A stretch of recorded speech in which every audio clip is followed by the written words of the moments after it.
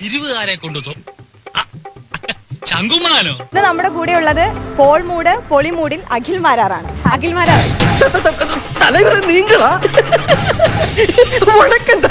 തെരഞ്ഞെടുപ്പ് അടുത്ത് കഴിഞ്ഞപ്പം എല്ലാ പാർട്ടികളിലും അഖിൽ മാരാർ എന്നുള്ളൊരു പേര് കേട്ടായിരുന്നു. അത്രയ്ക്ക് ഡിമാൻഡ് ആണോ അഖിൽ മാരാർ? ചേട്ടൻ എന്നെ കുറിച്ച് നാട്ടിലൊന്ന് അന്വേഷിച്ച് നോക്ക്. ഒരു ഇലക്ഷൻ നിന്നാ പുഷ്പം പോലെ ജയിച്ചു പോരും. അത്രയ്ക്ക് നല്ല പേരാ എനിക്ക് അവിടെ. പിഷാരടി ഒരു മറുപടി പറഞ്ഞായിരുന്നു, ശ്രദ്ധയിൽപ്പെട്ടിരുന്നോ? ഞാൻ പിഷാരടി എന്ന് പറഞ്ഞ വ്യക്തിയെ ഒന്നും ഞാൻ പറഞ്ഞിട്ടില്ല. 2020 രാഷ്ട്രീയ പാർട്ടിയിൽ ചില വന്ന അവരെയൊക്കെ പരിഹസിക്കുന്ന കണ്ടപ്പോഴത്തേക്ക് ഞാനൊരു പൊതു ചോദ്യം ചോദിച്ചതാണ്.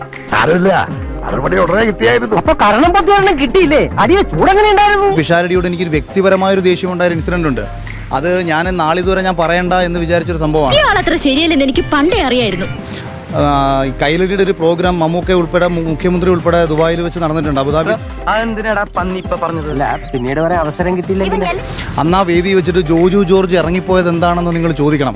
ജോജു ജോർജ് എന്താണ് ആ വേദി കയറാതിരുന്നതെന്ന് നിങ്ങൾ ചോദിക്കണം. അല്ല അത് ഇവിടെ അങ്ങനെ എന്താ ഉദ്ദേശം?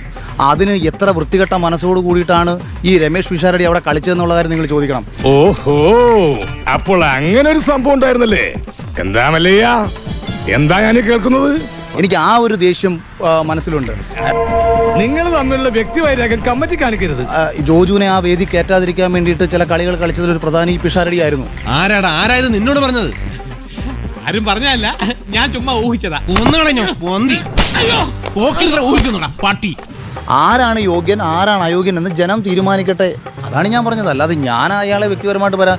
അവിടെ പാലക്കാട് പോയി തോക്കാൻ പോകുന്ന ഒരാൾക്കെതിരെ ഞാൻ ഇവിടെ കിടന്ന് പറയേണ്ട കാര്യം അങ്ങനെയല്ലല്ലോ നേരത്തെ പറഞ്ഞത്. എതിരാളിയുടെ കരുത്ത് തിരിച്ചറിഞ്ഞിട്ട് അയാളെ അഭിനന്ദിച്ചുകൊണ്ട് മത്സരിച്ച് ജയിക്കും. എന്തിനാണ് ആക്ഷേപിക്കുന്നത്? നീ ഏതെങ്കിലും നിലപാടിലൊന്ന് ഉറച്ചിക്കോ. ഞാൻ ഒരിക്കലും അങ്ങനെ ചെയ്യുന്ന ഒരാളല്ലായിരുന്നു. ഞാൻ പേഴ്സണലി ഒരിക്കലും ചെയ്യില്ല. ഏത് കോടതിയിലും ഇവനീ സത്യം പറയും. എനിക്ക് വിശ്വാസമില്ല. 1000 രൂപ കൊടുത്തവനത് മാറ്റി പറയും. ഒരിക്കലും 1000 രൂപയ്ക്ക് വേണ്ടി മാറ്റി പറയില്ല മുതലാളി. ഞാൻ 1500 കിട്ടണം. രമേശ് പിഷാരടിയെ സ്ഥാനാർത്ഥിയാക്കിയത് രമേശ് പിഷാരടി ഈ കഴിഞ്ഞ 50 വർഷമായിട്ട് നാട്ടിലിറങ്ങി എന്തെങ്കിലുമൊക്കെ കാര്യങ്ങൾ ചെയ്തിട്ടാണ്. അപ്പൊ നീയോ? ഞാനും ഏതാണ്ട് ഇതിന്റെ കൂടെ കടുത്തായിട്ട് വരും. സിനിമയിൽ അഭിനയിക്കുന്ന കാശ് ഉണ്ടാക്കുന്നു, അയാൾ ലക്ഷറി ലൈഫ് ജീവിക്കാതെ പുള്ളി നാടിന് വേണ്ടി എന്തെങ്കിലും ചെയ്തിട്ടാണ്. നീ ഇയാളുടെ മുതുകൊന്ന് തടയും നോക്കിയേ. എന്തിനാ അവര് തടയും നോക്ക്. എനിക്ക് പ്രശ്നമൊന്നുമില്ല. വല്ലതും തടയുന്നുണ്ടോ? ഇല്ല. അപ്പൊ എന്നെ പോലെ തന്നെ. എന്ത് നട്ടെല്ലില്ല പറയുമ്പോ ഫീൽ ചെയ്യരുത്. നിങ്ങൾക്ക് ഈ പണി പറ്റിയതല്ല. നിങ്ങൾക്ക് ആ പഴയ പണിയാണ് നല്ലത് കേട്ടോ.